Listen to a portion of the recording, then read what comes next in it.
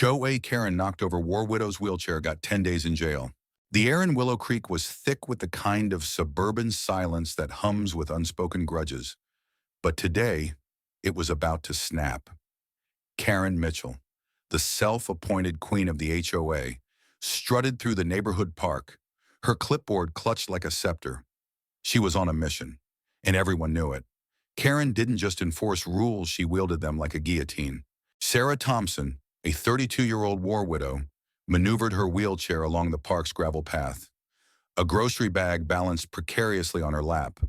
Her late husband, a Marine, had left her with a modest pension, a small house, and a heart heavy with grief.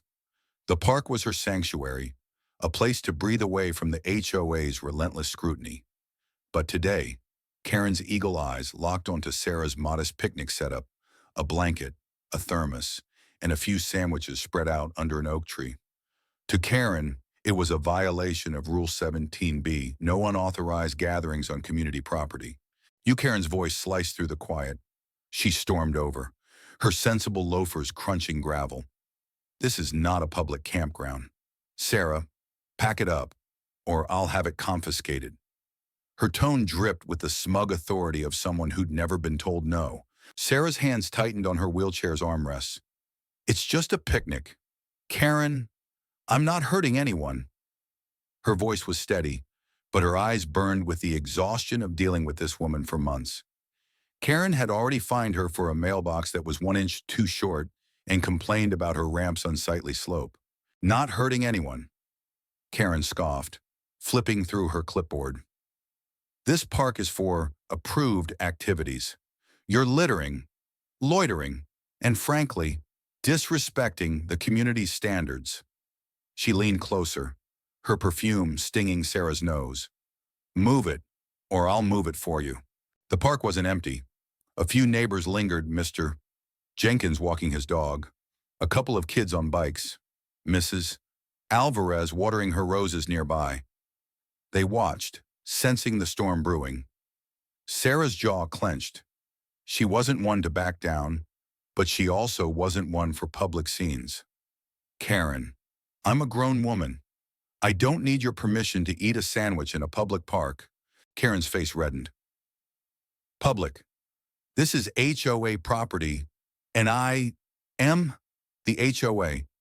She stepped forward, too close, her shadow falling over Sarah. In a flash of rage, Karen grabbed the grocery bag from Sarah's lap, tossing it to the ground. Apples rolled, a loaf of bread split open, and a jar of jam shattered, red goo seeping into the grass.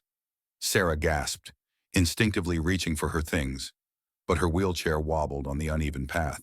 Pick it up yourself if you're so independent, Karen snapped, oblivious to the crowd now gathering. Mr. Jenkins froze, his dog tugging at the leash. The kids on bikes stopped, mouths agape. Mrs. Alvarez dropped her watering can, water pooling at her feet. Sarah's voice trembled, not with fear but with fury. You don't get to treat people like this. Karen, you don't get to ruin my day because you're obsessed with control. She leaned forward, trying to steady her chair. But Karen, in a moment of reckless spite, gave the wheelchair a shove. Not hard, but enough. The chair tipped, and Sarah, caught off guard, hit the ground with a thud, her hands scraping against the gravel. The park went silent, save for the distant hum of a lawnmower. Then, a scream not from Sarah, but from Mrs. Alvarez, who'd seen enough. Karen Mitchell, you monster, she shouted, rushing over to help Sarah. The older woman's hands shook as she knelt, helping Sarah back into her chair. Mr. Jenkins was already on his phone, dialing 911. The kids on bikes pedaled off, yelling about that mean HOA lady. Karen stood frozen, her clipboard dangling. For the first time, her smugness cracked. I didn't mean to, she stammered, but the crowd wasn't having it. A man in a jogging suit, who'd been watching from a bench, stepped forward. His name was Tom, a quiet mechanic who'd moved to Willow Creek a month ago. Nobody knew much about him, but his presence shifted the air. He wasn't loud, but his voice carried weight. "You meant to humiliate her," he said, pointing at the spilled groceries, the shattered jam, the scuff marks on Sarah's hands. "You've been bullying this neighborhood for years. Karen, this stops now." The twist came like a spark in dry grass. Tom wasn't just a bystander. He was a former HOA board member from another town, ousted for standing up to a tyrant like Karen. He knew the playbook, knew the rules she twisted to her advantage.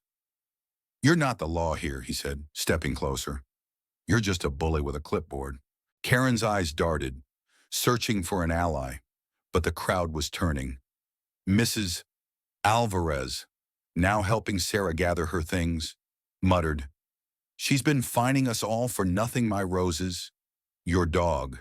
Sarah's ramp. Enough is enough." The kids returned, trailing a park ranger who'd been alerted by their shouts. The ranger, a no-nonsense woman named Officer Rivera, took one look at the scene.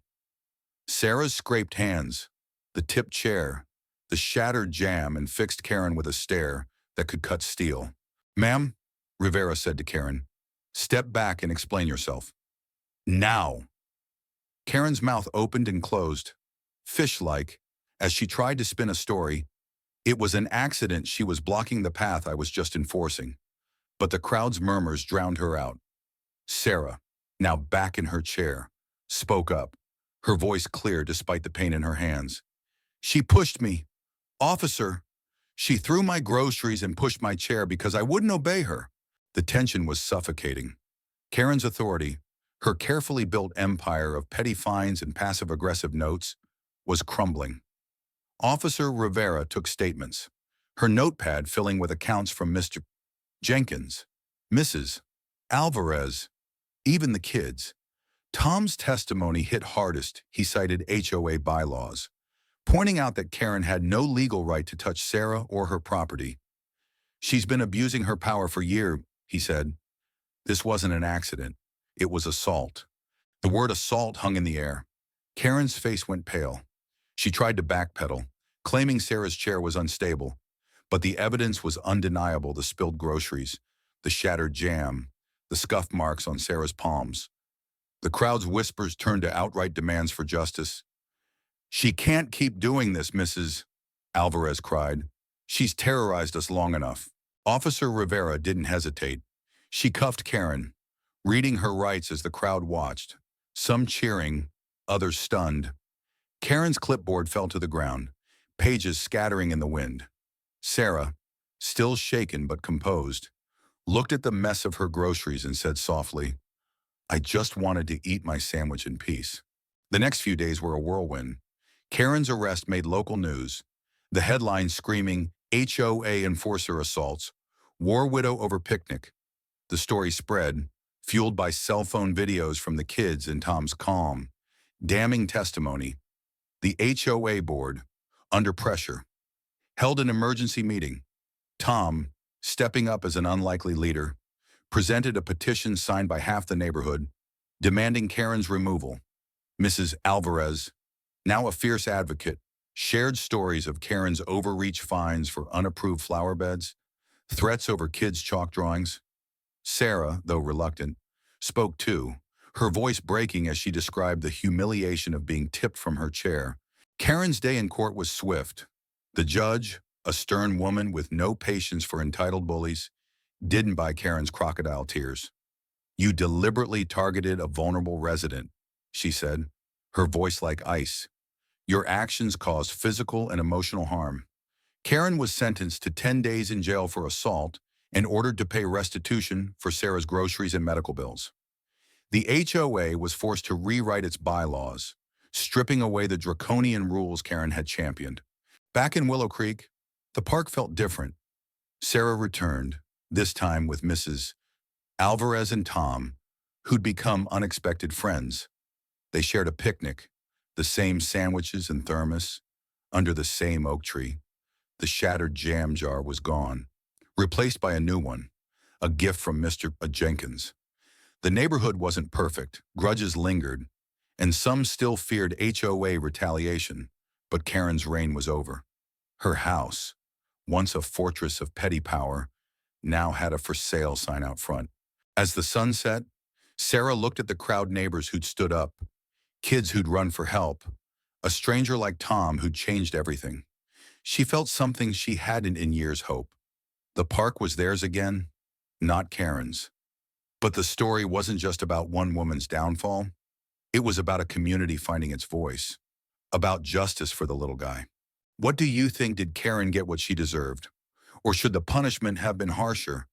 Share your thoughts below.